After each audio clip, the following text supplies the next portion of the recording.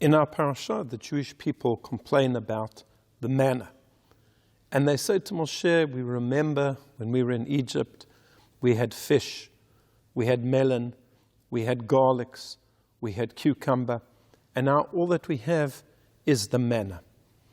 Now, it is true, our sages tell us, that the manna could taste of whatever you imagined, except perhaps these few items that they mentioned. So what was their problem with the manna? And it could be as follows.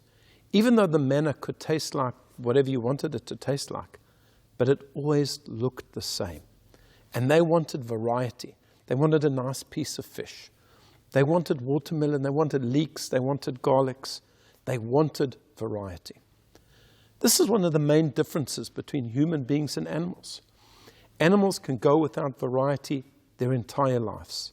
Cows can eat grass day after day after day.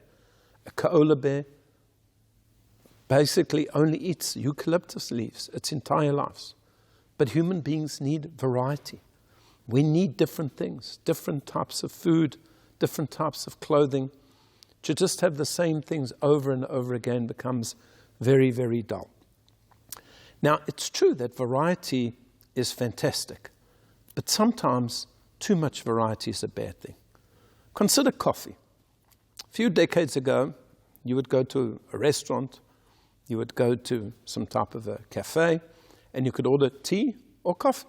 Those were your choices, tea or coffee. Today you go into a coffee shop, and there are many, many different types of choices. Americano, cappuccino, espresso, latte, this size, that size, with regular milk, with almond milk. The variety is incredible. And then you go to the supermarket. There used to be 1 or 2 different types of cheese. Now there are so many different examples. And variety is not always a good thing, because sometimes a person can be completely overwhelmed. What should I choose? There's just too much. And when they choose something, they think afterwards, did I make the right decision? Also, too much variety can lead to chronic dissatisfaction. Because we choose something, we buy something, and then we think, I should have got something better.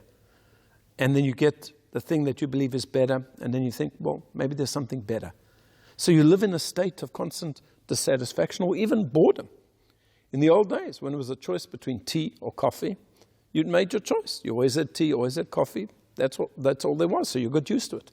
But today you'll never get used to things because there's always something else that is available. And our sages said, what is the remedy to this? The remedy to this is Ezehu Hashir, who is the wealthy person, Hasameach Bechalko, one who is happy with his lot.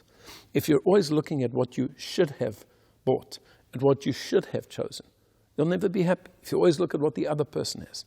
But if you learn to enjoy what you do have, then everything that you have is worthwhile, and everything is incredible and beautiful, and you'll have a happy and contented life. I wish you a Shabbat Shalom.